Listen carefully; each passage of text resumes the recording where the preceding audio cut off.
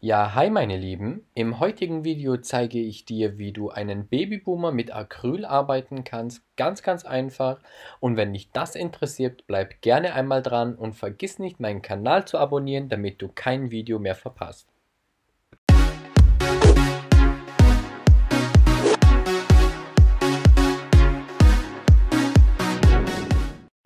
Ich habe die Nägel natürlich schon einmal gründlich vorbereitet und mit Tipp verlängert. Für Babyboomer brauchst du am besten 3 Acrylpulver, und zwar einmal ein Softweiß, ein Coverton, sprich ein Camouflage-Acrylpulver, und wenn du hast, noch ein milchig weißes Acrylpulver oder einen Milky Versiegler.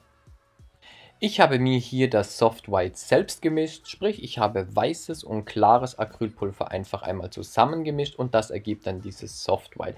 Du kannst es aber natürlich auch schon fertig kaufen. Ich arbeite den Babyboomer so, dass ich mir als allererstes das weiße Acrylpulver einmal vorne absetze und schon nach hinten verstreiche, sprich ich lasse das Acrylpulver nach hinten schon etwas auslaufen. Dieser Verlauf muss nicht perfekt sein, aber du tust dir nachher leichter, wenn du es einmal schon schön auslaufen lässt.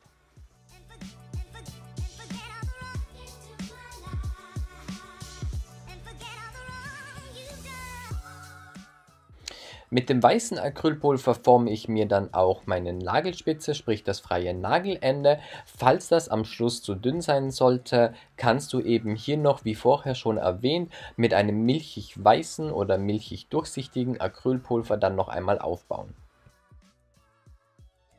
Ich zeige dir das jetzt auch noch einmal aus dieser Perspektive. Du siehst, dass ich das Bällchen schon recht weit oben absetze. Das hat aber, finde ich, den Vorteil, dass du mit dem Körper, sprich mit dem Bauch von deinem Pinsel, das Acryl schön nach unten drücken kannst und dann mit der Spitze oben den Verlauf noch einmal ausblenden kannst. Falls du dir noch schwer tun solltest, das ganze freie Nagelende einmal mit einem Bällchen auszuarbeiten, mach es doch einfach so, dass du einmal mit deinem ersten Bällchen das freie Nagelende modellierst und dann nochmal ein zweites Bällchen darüber nachsetzt und dann den Verlauf machst. Das habe ich natürlich auch an allen 10 Fingern gemacht und dann arbeiten wir mit unserem Coverton weiter. Ich arbeite hier jetzt etwas nasser, du tust dir dann einfach wirklich leichter, den Übergang schön auszustreichen. Als allererstes arbeite ich mir wie immer die Nagelränder einmal schön flach, ich arbeite die Seiten aus und dann verstreiche ich mir das Pink nach unten. Je nachdem, wie weit du es nach unten haben möchtest, kannst du dir hier mehr Produkt aufsetzen oder eben weniger.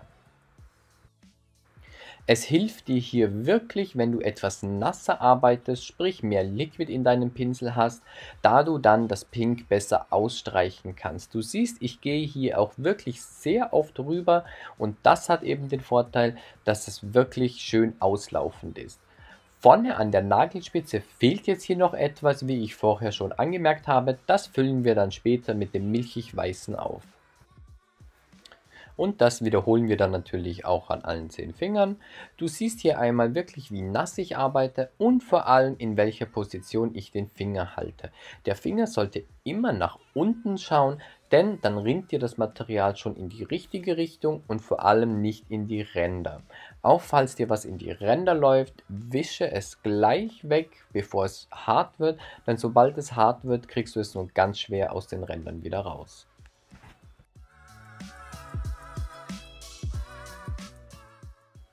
Auch hier noch ein kleiner Tipp von mir. Falls dir das mit einem Bällchen zu viel Material ist und du mehr Zeit brauchst, nimm doch einfach 2 Bällchen. Sprich, mit deinem ersten Bällchen arbeitest du dir hinten den Aufbau und mit deinem zweiten Bällchen perfektionierst du dir dann noch den Übergang.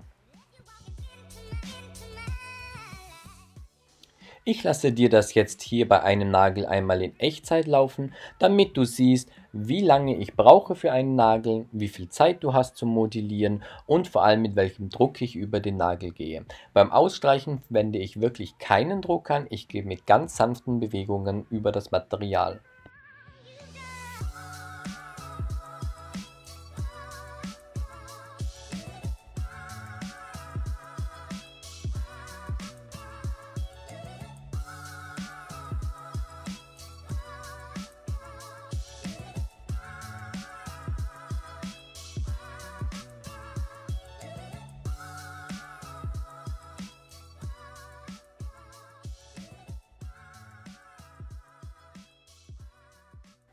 Das ist dann einmal das Zwischenergebnis. Der Verlauf sollte jetzt schon relativ gut sein, denn mit dem milchigen Pulver gleichen wir uns wirklich nur die kleinsten Unebenheiten aus.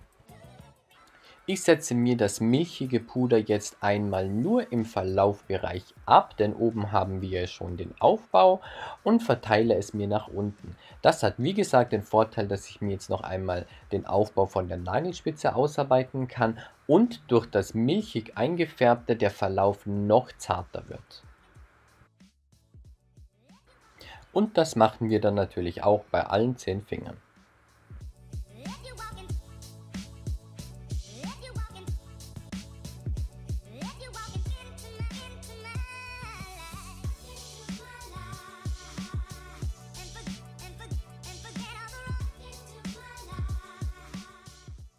Das Ganze sieht dann einmal so aus. Ich befeile das jetzt natürlich noch und zeige euch dann direkt im Anschluss den Unterschied, wenn man es normal versiegelt oder wenn man es mit einem Milky-Versiegler versiegelt.